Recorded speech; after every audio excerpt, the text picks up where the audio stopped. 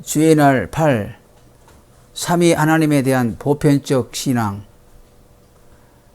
계시록 21장 1절로 8절.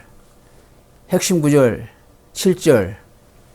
이기는 자는 천국을 상속으로 받으리니 나는 그의 하나님이 되고 그는 내 아들이 되리라.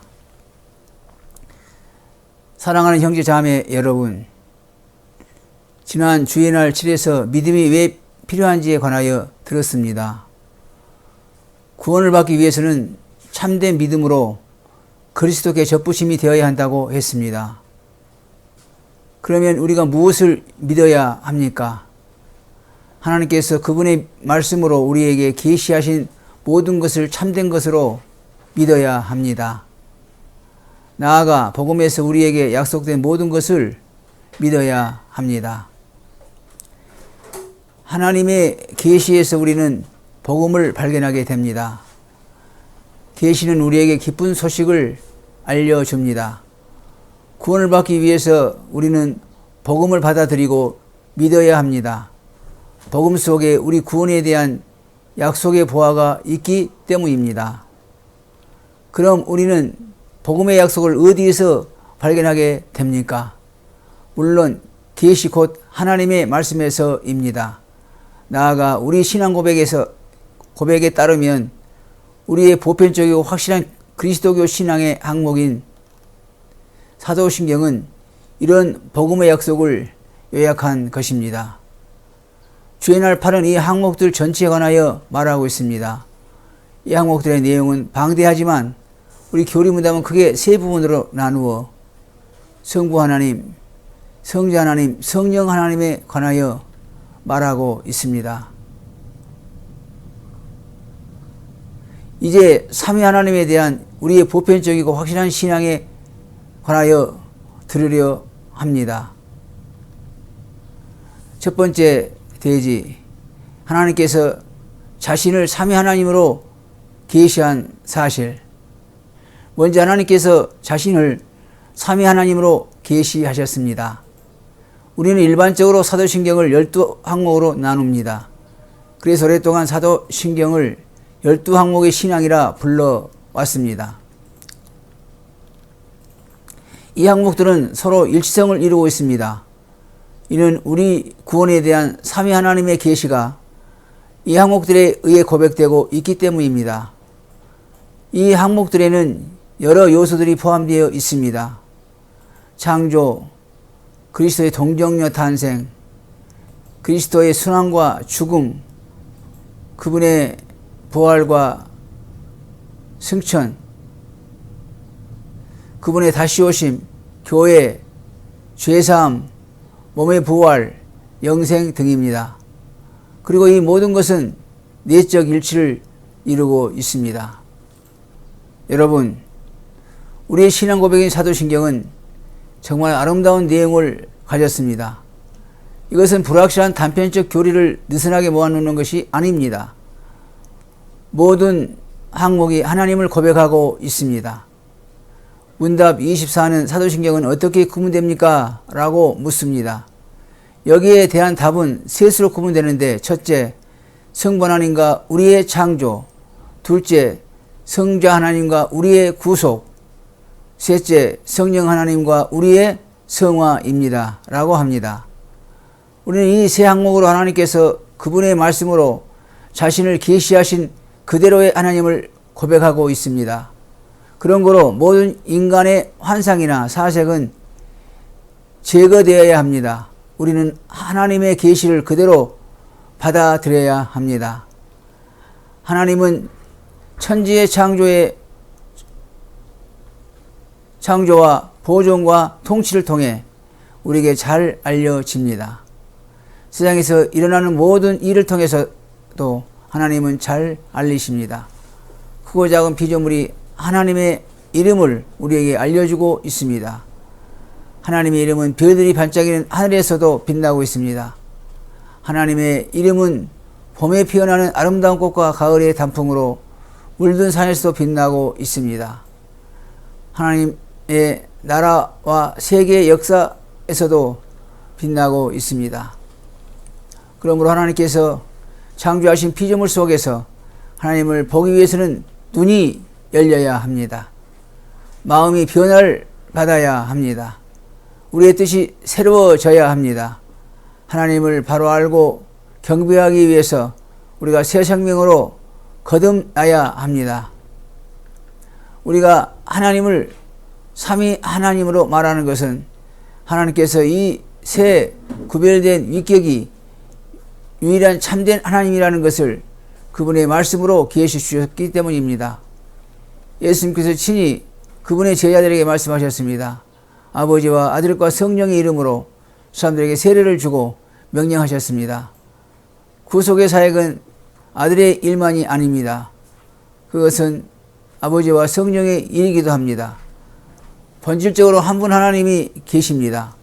그런 거로 아버지, 아들, 성령 이 세 구별된 위격이 한 분이신 참되고 영원한 하나님이시기 때문에 삼위의 이름으로 세례를 받아야 합니다. 우리는 삼위로 계시는 한 분 하나님이라는 이 계시에 압도를 당합니다. 낙원에서 아담은 삼위 하나님의 형상을 따라 지음을 받았습니다. 하나님은 그때 우리의 형상을 따라 우리의 모양대로 우리가 사람을 만들자라고 하셨습니다. 창세기 1장 26절. 사람은 모두 하나님 형상으로 형상을 가진 자들입니다. 하늘의 천사들은 우리를 보고 저들은 참으로 그들 아버지 하나님의 자녀들이다. 얼마나 하나님처럼 보이는가 라고 말할 것입니다. 그런데 여기에서 하나님은 우리라는 말을 사용하시며 우리가 만들자라고 하십니다. 여기 우리는 복수가 삼위로 계시는 한 분 하나님을 가리킵니다. 우리는 이 계시를 이해해야 합니다. 구별된 제3위 한 분 하나님이십니다. 성자 하나님은 본질적으로 성부 하나님과 하나이십니다. 성자 하나님은 성부 하나님을 얼마나 사랑하셨습니까?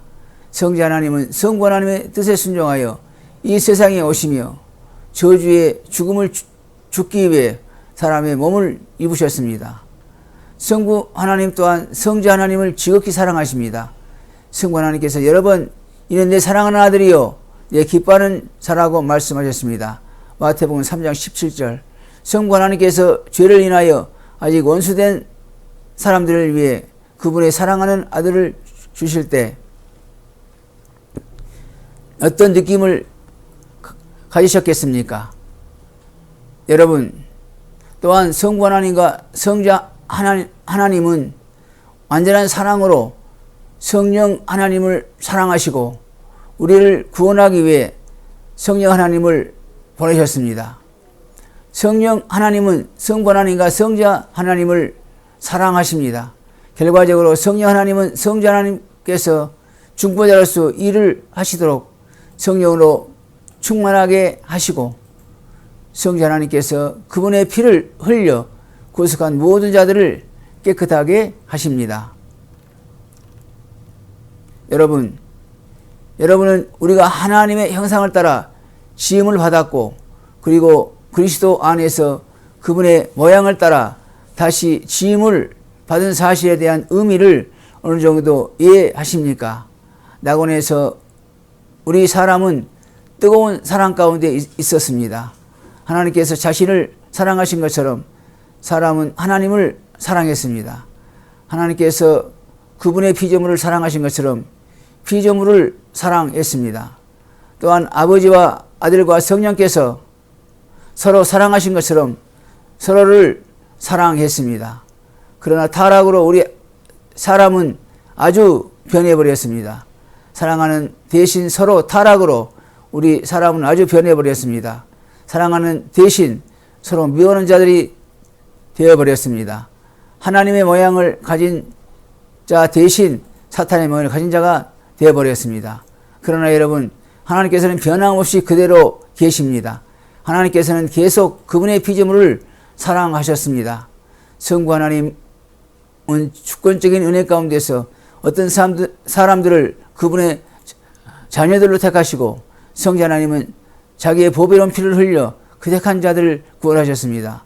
성령께서는 아들이 구원한 자들을 거듭나게 하셨습니다. 그리하여 이들이 피조물 가운데서 먼저 난 자들이 되도록 하셨습니다. 그래서 이 세상에 하나님의 자녀들과 그분의 나라 상속자들이 나타났습니다. 삼위 하나님께서는 성부 하나님과 우리 창조, 성자 하나님과 우리의 구속, 성령 하나님과 우리의 성화, 이런 모습으로 하나님 자신을 그분의 말씀으로 우리에게 계시하셨습니다. 이 새 구별된 위격은 하나이신 참된 영원한 하나님이십니다. 하나님은 우리를 비참 속에 버려두지 않으셨습니다. 하나님은 자신에 관한 지식을 주셨습니다. 우리를 그분의 형상으로 다시 회복시켜 주셨습니다. 하나님은 그분의 말씀으로 그분 자신을 계시하셨습니다. 이제 우리는 하나님을 알게 되었습니다. 그리고 우리를 위해 모든 일을 행하신 하나님을 고백하게 되었습니다. 우리는 그분의 형상으로 회복되었습니다. 우리는 곧 온전함을 믿게 될 것입니다. 사랑하는 여러분, 하나님께서 우리를 먼저 사랑하셨기 때문에 이제 우리는 하나님을 사랑해야 합니다. 하나님께 대한 우리의 사랑으로 하나님의 사랑이 이 땅에 나타나게 해야 합니다. 하나님이 우리에게 계시하셨고 다시 우리에게 계시하시기 때문에 우리는 다시 하나님을 알 수 있습니다. 여기에 우리의 보편적이고 확실한 기독교 신앙에 세 가지 큰 항목이 있습니다. 아버지와 아들과 성령은 한 분 하나님이십니다. 들어주셔서 감사합니다.